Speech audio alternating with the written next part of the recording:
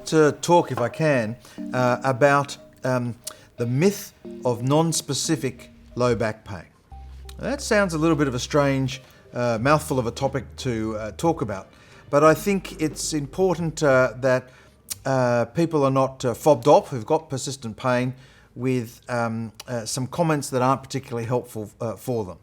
So back pain is an almost universal phenomenon that we experience as humans. I think there's only a small section of people who might go through their entire life without an episode of back pain. I've certainly had my own episodes of back pain through my life, courtesy of some skiing accidents. So I know what's involved in this condition from a personal as well as obviously treating from a professional perspective over many years. So acute back pain is not uncommon. It's something that most of us make a good recovery from, whether it's after 3 days or after 3 weeks or after 3 months. And the cause of the acute low back pain is generally not investigated, so generally we don't know what the exact cause of it is if it's not been investigated. But a lot of the time we think it's actually muscle spasm occurring. And that muscle spasm is generally treated by muscle stretching and by activity. So we know that actually taking a rest, lying down, being supine in bed for less than 72 hours is not a problem. But the longer somebody actually stays immobile with their acute back pain, the worse is their actual outcome. So we know getting up and getting moving and getting stretching, getting into some warm water such as hydrotherapy or a heated swimming pool, or taking some antispasm medication, all those are good things for treating acute low back pain. Now, for a small group of people, and we think it's probably somewhere like 10% of patients, might go on to have persistent low back pain from which they never make a recovery from spontaneously. Now, in that group, a decision needs to be made as to what we call it. Back pain, if it comes from different causes, often looks the same. So it looks like this constant, dull, aching, sometimes a shooting or stabbing component, but mostly a constant aching component across the low back. Sometimes more central, sometimes horizontal, sometimes vertical, sometimes spreading right around to the hips, sometimes going down the buttocks or even into the legs. Now, a lot of the time, a patient will be told by their doctor, this is non-specific low back pain. Now, where did this term come from, non-specific? This term was coined in 1971 at a conference in the United States. And it was related to the fact that there are only a few diagnosable causes known in 1971. And if you'd done an X-ray and had what's called a myelogram back then, because they didn't have CT scans, they certainly didn't have MRI scans, and they didn't have bone scans and so forth, then if it wasn't a tuberculosis or an infection or a tumour, then we didn't know what to call it, so we'll term everything else non-specific low back pain, based on the lack of diagnostic precision that existed in 1971. But if we fast forward now to, as I'm recording this and speaking to you in 2022, we actually have come a long way in terms of understanding the causes of persistent low back pain and being able to diagnose those causes and therefore apply direct treatments to that issue. So, what are the possible causes that cause chronic low back pain? Let's start and list them off. If you are aged 80 to 100 years old and have significant osteoporosis, you may well have a crush fracture of your vertebral body and it doesn't heal because you have the osteoporosis, and you'll have pain from an unhealed fracture in the vertebral body. So that's one cause of pain. Now, that doesn't typically apply for people who are younger than that age group or people who don't have very severe osteoporosis. So putting that to one side, the pain can also be coming from the disc. So you have the vertebral body, you have the lumbar disc, another vertebral body, another lumbar disc, and so forth.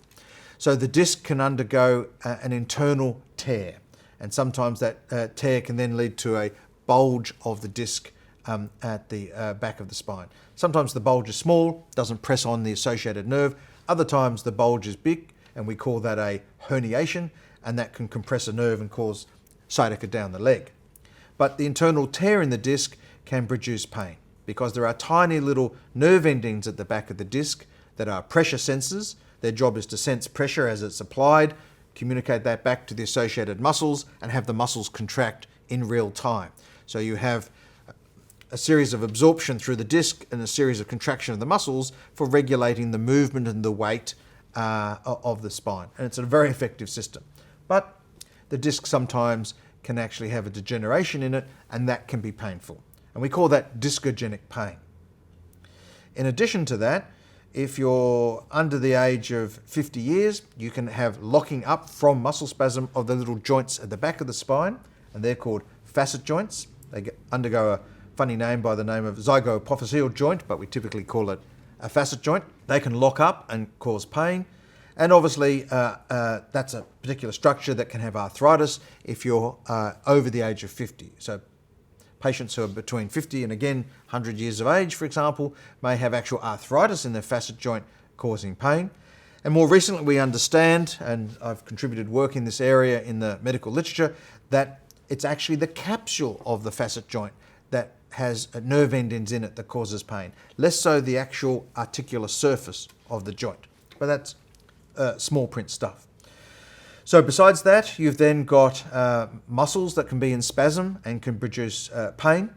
And then you've got a couple of nerve endings that are a little bit deeper underneath the skin, and they can lie between two muscles, and they can actually get bruised if the muscles go into spasm, and then you can get this low back wraparound pain that's a nerve type pain.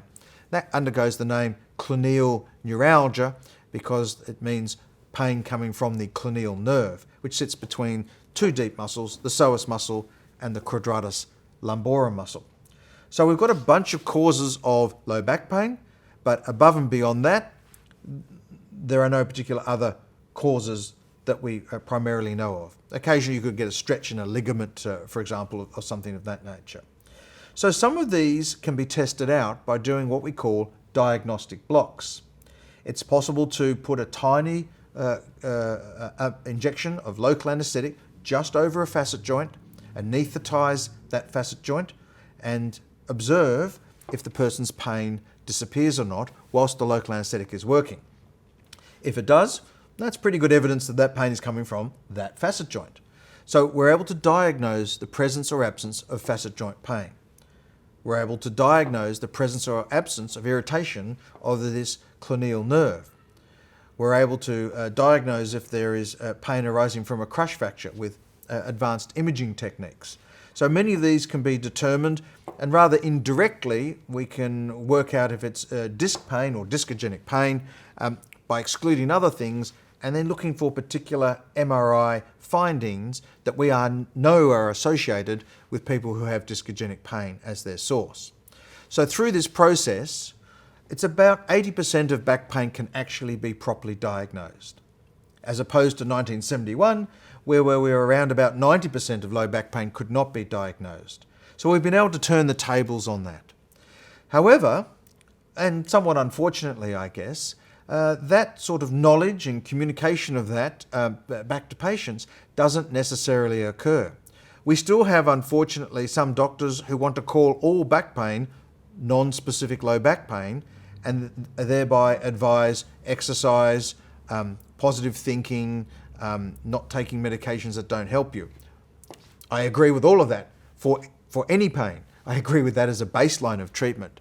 But above and beyond that, there are specific things that can be done to address low back pain and reduce the pain, and in particular, allow that person to engage in an exercise program, because the lumbar spine was designed to move, the lumbar spine was designed by evolution to be exercised, and that's what it needs to do for its optimal health.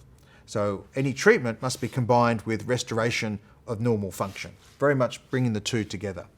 So there you go, there's a little bit of an insight into the myth of non-specific low back pain, and that nowadays we can actually come up with an answer for most people.